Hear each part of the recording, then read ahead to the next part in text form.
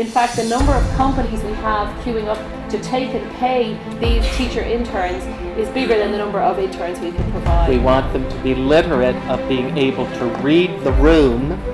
So I'm going to tell you a story about science, technology, health, and education. There's a concern around the world about how is it that we help young people develop in ways. 第一个是国际化，第二个是数字化，第三个是大学科。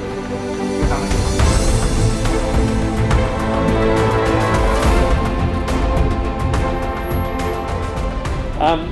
Can I talk a little bit about an innovation that started prior to my arrival in the position at the Melbourne Graduate School of Education? But it's an innovation that was created to address the difficulty that we face, and I'm not sure how many other faculties face the same issue, of finding practice placements for our students in schools. And so it launched the beginning of the University of Melbourne network of schools, which we refer to as UNMOS.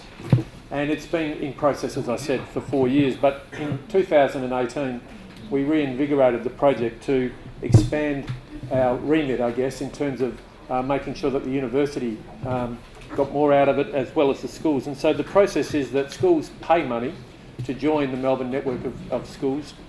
And for that money in the first 2 years, they were able to be exposed to workshops and lectures from our academics in different discipline areas. But in the last 2 years, we've really focused on changing the process from hearing our principals and teachers in those workshops tell us about the difficulty of strategic planning and the implementation around that strategic planning.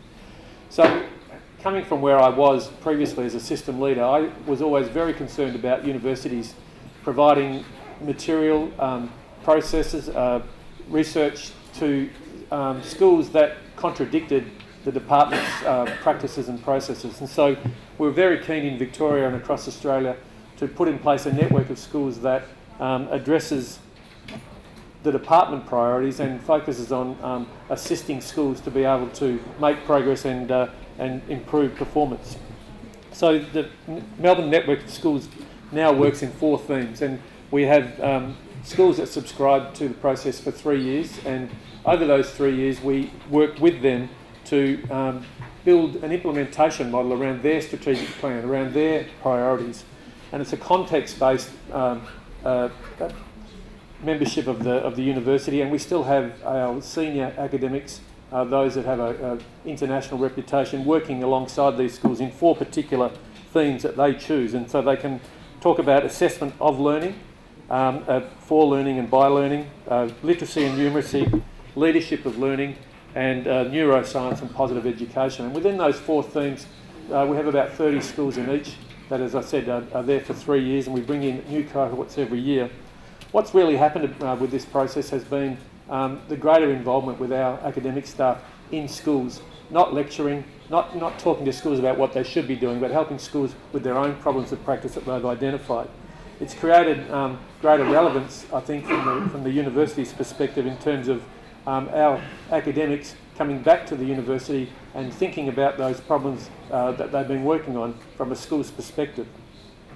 Some of the benefits that have happened have been the peer collaboration amongst principals within those groups, taking ownership of those problems and using our university as resources rather than the prime driver of those reviews and opportunities to improve practice.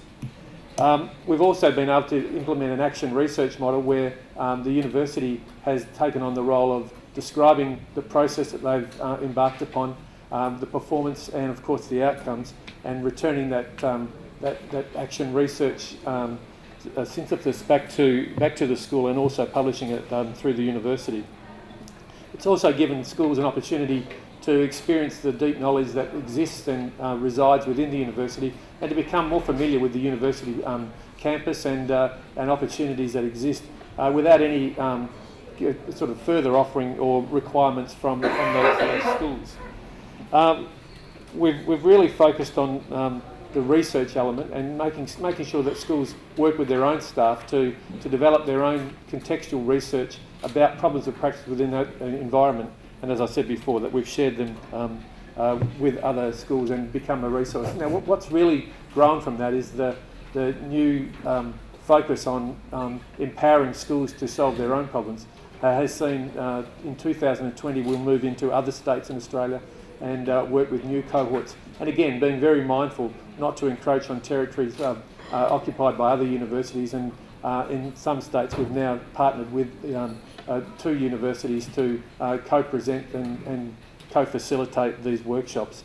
But it's been a great opportunity for us to understand schools better and for schools to understand better what universities can offer in terms of improving performance. And just as I end that, I'm not sure that if you're familiar with Australian outcomes in secondary and primary schools, but from national testing we haven't been able to demonstrate any improvement through literacy, numeracy or science in the 12 years of the national testing. So this is our attempt to really focus on enabling schools to build their own capacity in doing that. Thank you.